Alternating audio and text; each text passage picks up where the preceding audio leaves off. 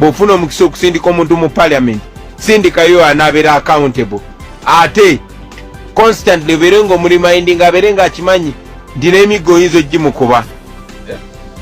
Kyenjogedde sikirumamu gwe Munnayuganda MP wo yeetaaga abayeere nga amanye nti okimanyi ti emotoka gyavuga gwogimuwadde neze engatto zavimbiramu gwozimuwadde ku kaluluko okuzendeyo mu musolo omulimu gwalina okukola kwe kumakinga sure ayogera ebyo ebikukiikirira ne bwe bitabaawo ne bwatabifuna naye nga Munnayuganda mulaba nti kyalwani. Oyo yamanyiddwa nga His Excellency Robert Kyagulanyi Ssentamu Mitembo, omu ku bakulembeze b'eggwanga lino Uganda abateerya ntama eyalondebwa abantu wano munda mu bisenge by'eggwanga Uganda. Nate olunaku olwaleero njagala okutegeeza nti ono alukeereza nkokola bw'atyo n'ayolekera wali Eluzira prison okusobola okuba nga alambula ku Dr. Kano Kiza Besigye. Emboozi njirina mukwano gwange osobola okuba nga ojoota buliro. Ate era mu mboozi yemu ono ng'ali ku mukutu gwa radiyo gw'enjawulo ono agenze maaso n'okuba nga yambalira omwogezi w'amagye amanyiddwa nga Felix Kuraije. Mu bigambo bye agenze maaso n'okuba nga ategeeza nti ono talina kyayogera kiyamba ggwanga unless ajoboja bujoboja. Ebigambo ngenda kubanga nabyo mbikuyisaamu wamu n'obutambi Munnayuganda osobole okuba nga obyotabulira. Ate era mu mboozi yemu njagala okutegeeza mukwano gwange still nga tukyalina ow'ekitiibwa His Excellency the President Robert Kyagulanyi Ssentamu ng'asinziira ku mukutu gwa radio agenze maaso n'okuba nga ayambalira Generali Yoweri Kaguta Museveni. Omusajja mukulu agenda maaso n'okuba nga afuga obumbula eri Bannayuganda munda mu bisenge by'eggwanga lino Uganda bw'amutegeezezza nti ye nga Bobi Wine si kyakutiisatiisa munda mu bisenge by'eggwanga lino Uganda n'eri Bannayuganda wabula ekiseera bwe kinajja enjala neruma bulungi nnyo Bannayuganda. Munnayuganda mpuliriza bano abagenda mu maaso n'okuba nga babafuga obumbula bakuliibwa. Tobisibwa mukwano gwange ngenda kubanga nabyo mbikutuusako. Finally njagala okutegeeza nti libadde ssanyu jerere eri ekibiina kya National Unity Platform naddala okusingira ddala eri omukyala amanyiddwa nga Olivia Lutaya. Essanyu ligenze maaso n'okuba nga libugaana abaana be famire ye saako n'ekibiina kya National Unity Platform mukwano gwange olw'okuddaako okubanga akomyewo ewaka. Mukwano gwange mpuliriza jjukirwa ono yali yakwatibwa omumpembe Generali musibira mu bbwa era ng'abadde mabega w'embuzi ekoga abangi gye tumanyi nga prison wabula butambi byonna ngenda kubanga mbikutuusako ono bw'ategeezezza nti munnange ye talyanga mu nsi ye lukwe n'ebyo byagenda maaso n'okubanga bikolebwa eri omukulu amanyiddwa nga Balaam Balugahali munnange n'ebisuubizo bye babasuubiza ye si byaliko. Mbanirizaako nnyo nnyini ddala mikwano gyange yonna gye musinzira okuba nga mutuwuliriza abali mu bitundu eby'amawanga ag'enjawulo abali mu Texas abali e Canada California mwebale nnyo mwebale ddala okuba nga mutugoberera. Awo wentwalira n'omukisa guno okuba nga nsima mwenna Bannayuganda abali mu bitundu eby'ebuwarabu nammwe mwebale nnyo mwebale ddala sijja kuba nga mmenya ssekinnoomu. Ate era ntwala n'omukisa guno okuba nga nsiima Bannayuganda abali munda mu bisenge by'eggwanga lino Uganda newankubadde embeera mbi era nga dictator agenda maaso n'okuba nga atufuga obumbula ensimbi yafuuka akasimbi era nga n'emirimu gya munyoto mikwano gyange munda mu bisenge by'eggwanga lino Uganda wabula tugume ate era nga bwe twerwanako kubanga tulina oyo yekka eyatuweebwa Katonda none other than His Excellency Robert Kyagulanyi Ssentamu. N'olwekyo tusanye okuba nga twekembakemba okusala amagezi okwejjako musibira mu bbwa anti nga ffe abeewaayo genda maaso n'okuba nga tumukunamya ne twolesa obwereere bwe atusazeewo tugende maaso n'okuba nga nate ag'olwaleero tugakutuusako mu bulambalamba weeyongera okumanya biki ebifa eri embuga n'ery'eggwanga lino Uganda. Mbanirizaako once again era nga ngenda kusookera ddala obbasaba vidiyo mugende maaso n'okuba nga mugituweera ku kigalo ate weerabira ku subscribinga mukwano gwa Facebook okuba nga efuna mileage n'okutuuka eri buli munnankyukakyuka ate era teweerabira genda mu maaso n'okubanga okona kwali mu ka notification ring bell olwono kitusobozesa okuba nga tufuna ebyo byennyini betwetaaga okuba nga tufunira ddala mu kaseera mpaawo kaaga. Weebale nnyo weebalire ddala muganda wange gwe wenna agenze mu maaso n'okuba nga okikola ebyo nga tubitadde mabbali. Ngenda kukusaba onzikirize mukwano gwange muganda wange nsobole okuba nga nsookerako ddala wali ku sayidi y'owekitiibwa His Excellency Robert Kyagulanyi Ssentamu. Ffenna twakitegedde bulungi nnyo ntono yalukeereza nkokola bw'atyo n'agenda maaso n'okuba nga ayolekera ku sayidi y'omukulu amanyiddwa nga Dr. Kano Kiza Besigye yagenda maaso n'okuba nga awambibwa wali mu ggwanga lya Kenya era nga bagenda maaso n'okuba nga bakola kino munnange bantu abataategeerekeka wabula nga baali bakutte emigemera wala oba abangi kye twandiyise emmundu mukwano gwange. Bano nno kigambibwa okuba nti tebaalina yadde yunifoomu z'amagye baali mu zireya ne bagenda maaso n'okuba nga bakola omulimu ogw'okuwamba n'okuba nga babuzaawo omukulu amanyiddwa nga Colonel Dr. Kano Kiza Besigye. Bw'atyo n'agenda maaso n'okuba nga akukusibwa wuuyo mpaka Nairobi n'aleetebwa munda mu bisenge by'eggwanga lino Uganda. Wakati mu katambi ke twageze maaso n'okuba nga twota oba nga twerolera wali ku kooti y'amagye esangibwa e Makindye ng'onagenda maaso n'okuba nga awozesebwa kigambibwa mbu yabadde akwatiddwa n'emmundu esayidi zeeyo nga bwe kyali ku sayidi ya His Excellency Robert Kyagulanyi Ssentamu wali mu bitundu bya Arua Munnayuganda mpuliriza kaakati gy'emisango gye gimu egivunaanibwa ono. Katulabe His Excellency Robert Kyagulanyi Ssentamu ensonga eno n'ebigambo ebimugambiddwa oluvannyuma lw'okuba nga ava okulambula none other than Dr. Kano Kiza Besigye. Tweyongere. Just came from seeing Dr. Kiza Besigye. We wanted to go in many, but the limited us were only allowed myself, Secretary General, Honorable Senyonyi and his friends himself. Dr. Besigye is in good health and high spirits. Of course, psychologically disturbed as expected. The manner in which he was abducted and treated, he was picked by Ugandans, not in uniform but armed, from Kenya, bundled into a car, driven across the border illegally, briefly to Malaba and then straight to Makindye. So officially Dr. Kiza Besigye is not in Uganda. He's in Uganda illegally because he was just picked from Kenya. He has told us that he wasn't tortured, although the psychological torture that comes with being bundled and squeezed in a car all the way from Nairobi to Malaba is still on him. And the nature of the bogus charges that were put on him, similar to what was done to me in Arua. Apparently, he's being charged for illegally having guns in Kenya, 2 pistols in Kenya, not in Uganda, but he's arrested by Ugandans and charged in the Uganda court. All in all, we condemn this act. We think the Kenyan government should be ashamed of it. We are glad that they have so far, the Kenyan government has so far distanced itself from this act, but the fact that it was done on Kenyan soil, on Kenyan territory, we expect the Kenyan government to do more than talking. We condemn the impunity of the Ugandan regime, and we call upon all well-wishing Ugandans to stand against this, to condemn it, and to work so hard to see that we return our country to a path of the rule of law. Mwebale nnyo basebo ne bannyabo, tuva munda kulaba ku Dr. Kiza Besigye, tumulabyeko mulamu bulungi era ali strong. Newankubadde era embeera gye bamuyisizaamu temulese kyekirimu naddala mu ndowooza bamukwatidde Kenya. Abantu abamukutte bannayuganda nga tebali mu uniform ya poliisi oba yamagye wabula nga balina emmundu. Bamukutte bamunyize mu motoka na kumuvuga paka Malaba, gwe Malaba ne bamuleeta paka mu Uganda. Byonna babikoze mu bumenyi bw'amateeka. Tewali we bakonye mu passport ye nti avudde Kenya aze Uganda. Kugamba mu bufunze Dr. Besigye ali mu Uganda mu bumenyi bw'amateeka. Engeri gye bamulesemu nga bamunyize naddala okumuvuga okuva Nairobi paka Malaba yabadde temuwakitiibwa.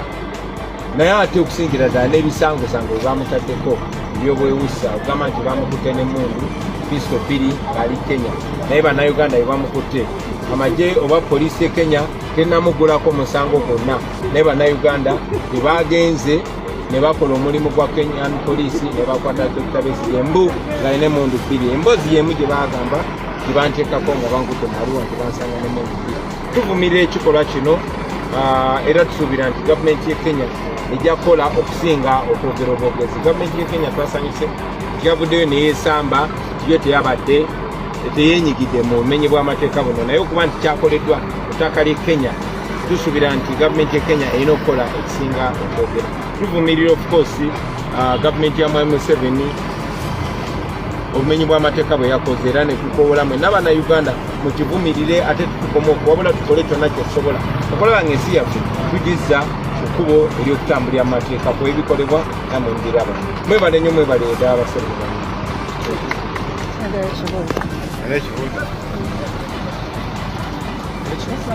kibateekawo nga mmwe bannabyabufuzi opposition ate nga naye munene mukukuutivu mu byobufuzi naddala mu nsi zino ezitulinaanye entambula n'enkolagana. Okusingira ddala kikolwa kikyamu nnyo kya bumenyi bw'amateeka obuli ku levu eyawaggulu kyongedde okulaga nti tetuli safe gye buvuddeko ng'abantu abanyigirizibwa mu Uganda wano nga yali ekyatambulira kubo eryokugondera amateeka naye kakati mwasooka ne mulaba abawagizi ba FDC 36 abawambibwa okuva e Kenya ne baleetebwa wano bumenyi bw'amateeka ne bagulwako ebisangosango naye ate okukikola omuntu ali ku levo ya Dr. Kizza Besigye kyongera otulaga nti tetuli safe fenna tuli mu buzibu era tulina okulwana ennyo okulaba ng'ensi yaffe eterera kuba leero kiri ku Dr. Kizza Besigye ekyakisobola okutuuka ku muntu yonna.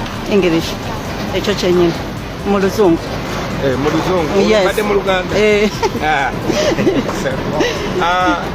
The fact that this is not the first time. We remember 36 members of the FDC were abducted from Kenya and illegally brought back to Uganda and charged. Now this an ordinary person, it has happened to a very respectable opposition leader, Dr. Kizza Besigye. It goes further to show us that Kenya is no longer a safe haven. We used to look at Kenya as a safe haven for dissidents in Uganda, especially that it had a certain degree of respecting the law. But now, if this is happening to even senior leaders, then nobody is safe. It should remind us to fight so hard to see that we bring back our country to the rule of law. The president of your country seems to posture as a regional headboard and basically turning other presidents of other countries within the region as pawns on his chessboard. Does this then validate that sovereignty of him being the regional headboard? Yeah, this should speak to all of us. And I'm glad Kenyans have always stood with us. It's not the Kenyan people that did it. It is the negligence or compliance of the Kenyan government. And according to Dr. Besigye, even if Uganda was victim, but there were Kenyans also involved in that gross action. So this should speak to us, not as Ugandans, and not only as Kenyans, but as East Africans. We have to put an end to this. I warned the Kenyans a few months ago and told them that they are not far from this impunity. If they allow that nonsense to happen, it will continue, and sooner than later, we all want to be free. So let's unite and fight impunity and fight dictatorship. Dictatorship can always spill across borders, like it is threatening to spill into Kenya. We must fight and defeat it together. Ekyo kyennyini mu Uganda, President wo alabibwanga Nampala wa region yonna etundutundu. Oyo si president wange era ekyo kimenyewo. Mwami Museveni nakyemalirawo e Uganda yefudde naggwano agezaako okwekula nti akulembera ensi zino zonna. Ekyo nno kituleetedde buzibu emirundi mingi ne Rwanda yali egaddeko ne booda yaffe olw'empisa za Museveni. Kaakati yagenze ne Kenya n'agifuula nti yagifuga Kenya. Ekyo nno kyongedde okuswaza Kenya naye kyongere okutulaga ffenna nti obwannakyemalira buba mu nsi emu kyangu nnyo okubona ne bugenda ne mu nsi endala era tulina okwegatta ne tubulwanyisa ffenna naye temufaayo tujja birwanyisa tugenda biwangula ne Museveni tujja mujja. Mwebale nnyo mwebale. ensonga ezo nga nzisadde ku mabbali Munnayuganda mpuliriza njagala okutegeeza nti Oweekitiibwa Robert Kyagulanyi Ssentamu the President final olunaku olwaleero wabaddeko ku mukutu gwa radio ogw'enjawulo agenze maaso n'okuba nga yambalira omwogezi w'amagye none other than Felix Kraije era ono agenze maaso n'okuba nga ategeeza eggwanga ebigambo ono byagenda maaso n'okuba nga ayogera eri buli Munnayuganda ng'asinziirira ku mikutu mugatta abantu ono tayogera wabula ajoboja bujoboja ebigambo byayogera tebiina we bizimbira Munnayuganda wabula okwongera okuba nga eggwanga alinnyika mu nnyanga nga bannansi bagenda maaso n'okuba nga babundabunda olwa dikiteeta n'embeera embi gyagenda maaso n'okuba nga bayisaamu obumbula wano munda mu bisenge by'eggwanga lino Uganda abaana ne batuuka okuba nga boolekera ebunaayira okunoonya emirimu egyandibadde mu ggwanga lyabwe abantu abasigadde wano ab'olubatu Munnayuganda mpuliriza nga bangi ku bo balukeereza nkokola ne badda mu matatu balukeereza nkokola ne batuula ku mirimu gyabwe nga banoonya bakasitoma ab'okguza ebintu eby'enjawulo wabula ng'oyinza n'okwebuuza eggwanga munnansi yalagawa kakati Munnayuganda mpuliriza ono ageze maaso n'okuba nga abyogera bw'ati katumufune wabula ngenda kusaba vidiyo genda maaso n'okuba nga ogituweera ku kigalo subscribinga ate era teweerabira mukwano gwange ogenda maaso n'okuba nga okoonako wali mu ka notification ring bell kubanga kiba kikulu nnyo mukwano gwange vidiyo eno esobole okuba nga efuna mileage okwolekera eri buli munnankyukakyuka nkwebazaako nnyo nnyini ddala gwe wenna eyakikoledda nawe eyakakikola weebale nnyo weebalire ddala dunda lugaba agende maaso n'okuba nga akotuweera emikisa egy'enjawulo kati mufune nate mbongereyo naabo omwogezi w'amagye Felix Kraije ng'ajoboja n'eŋŋamba kati bano abasajja ng'ayogera no nze njogera Luganda waliwo okwogera n'okubalaata n'okujoboja so mu myaka gye nnyina manyi ekyo ekigambo kye mbankozesa kye bantegeeza ekyayogera kukyayita ajoboja so ekyo kyongera okulaga nti tebawana Bannayuganda kiriwo basubira tuli basiru ng'abali be baasanga myaka gy'ekinaana tebamanyi ffe tuli paviyoni ddala nnyo tuyanziza Bobi ensonga ozuulidde dakiika ziri 38 ze zakayita ku ssaawa ensonga ozuulidde Besigye atugambye alyoke abaana abakomezeddwa agamba nti kino kyongera kulabisa gavumenti eriwo tugenda mu kalulu olowooza bino byonna bigendereddwamu kubatiisa bwe kiba nga bijja mu kaseera kano next year is a political climate no not just next year every day is a political climate ffe bukyanga tujja mu nsonga zino buli lunaku omuliro guluba gutokota si byakulukalumu ebyo nga mbitadde ku mabbali Munnayuganda mpuliriza njagala okutegeeza nti waliwo message ey'enjawulo egenze maaso n'okuba ng'enkyamula ekoleddwa Oweekitiibwa His Excellency the President Robert Kyagulanyi Ssentamu bw'abadde still wali ku mukutu gwa radio Munnayuganda mpuliriza agenze maaso n'okuba nga message eno agiweereza omumpembe dictator none other than Yoweri Kaguta Museveni oyo musibira mu bwamutegeezezza nti ye nga Bobi Wine taliiwo kubanga kyakutiisatiisa wano munda mu bisenge by'eggwanga Uganda y'omu ku bantu eggwanga lino Uganda ne bannansi gwe beenyumirizaamu wabula ekiseera kijja kutuuka bannansi abanyigirizibwa nga bali mu kunyigirizibwa dikiteeta amanyiddwa nga Yoweri Kaguta Museveni tibihabulwa era nga bano senga enjala eneebaluma bulungi nnyo ne bajjula obusungu bajja kulya abo bagenda mu maaso n'okuba nga babanyigiriza Munnayuganda mpuliriza obubaka buno bubadde bukambwemuko ate era nga bubadde bwenjawulo kansuubire abo bekikwatako basobodde okuba nga bafunira ddala nawe mukwano gwange oyinza okwongerezaako obubwo n'asobola okuba nga abufunira ddala ng'obuyinza bwe bwetaagisa ngenda kusaba onsikirize nsobole okuba nga mbukutuusaako nawe Munnayuganda osobole okuba nga obumanya kubanga bubadde bukulu nnyo ate nga nze bunsanyudde katubulabe tweyongereyo. Am I a threat? No. Are we a threat? Yes. We as a generation, we as oppressed people, we as hungry and angry people, we are a threat because we are angry and we are hungry. And there's going to come a time when we have nothing to eat and we shall eat them. akidde kabadde mu luzungu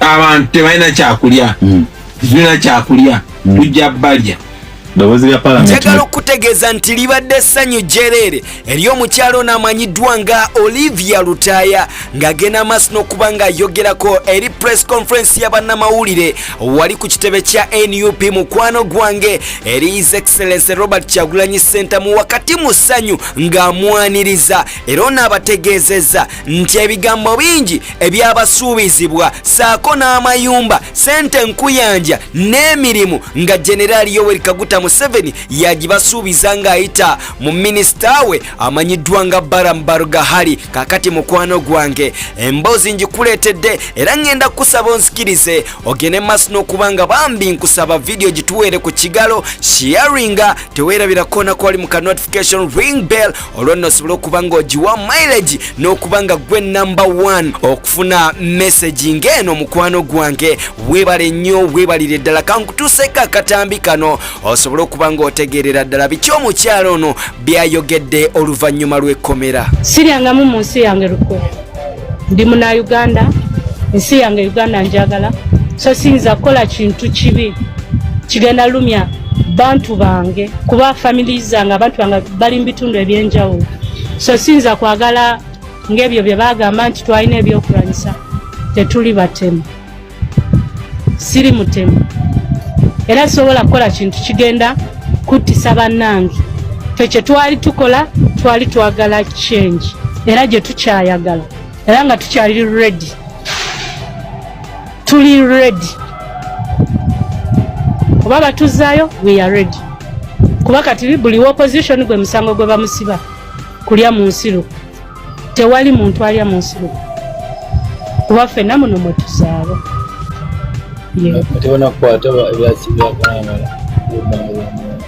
Kalangala namalawo omwezi gumu nebaddamu ne bankwata. Nyongero beebazaako nnyo nnyini ddala mikwano gyange baganda bange yonna mu bitundu ebyenjawulo na buli district ey'enjawulo gye musinzira okuba nga mutugoberera. Mwebale nnyo mwebalire ddala naddala okusingira ddala mmwe abayita ku mikutu mugattabantu, ku mikutu egya Facebook, ku mikutu egya WhatsApp, ku mikutu egya TikTok. Mwebale nnyo mwebalire ddala mikwano gyaffe baganda baffe abali e Buliisa, mikwano gyaffe abali e Busoga Kamuli, abali e Jinja Yiganga, abali e Masaka, abali e Lyantonde Lakayi, bannakayunga Bugerere. Mwebale nnyo mwebalire ddala banna Dubai, Mukata, Kuwait, Abu Dhabi. Mwebale nnyo kubanga mutugoberera kw'ossa ne mikwano gyaffe abali wali mawanga aga America. Nammwe mwebale nnyo kubanga mutuwuliriza. Mwebale nnyo Mukama Katonda Dunda Lugaba agende maaso n'okubanga batuweera obulamu bufukunya ate era ntola n'omukisa guno okujjukiza mwenna mikono gyaffe mwenna abatasubscribinga ku channel yaffe eno nga mukyali bapya mukyali bayise tugenda bafukamirira. Tubasaba bambi wakati mu kwewombeeka tubasaba mugende maaso n'okubanga bambi musharinga sako n'okusubscribinga ku channel yaffe eno. Teweerabira kubanga ogituweera ku kigalo. Mbagala nnyo temujjanga okwo. Peace and love for God and my country. Mweraba.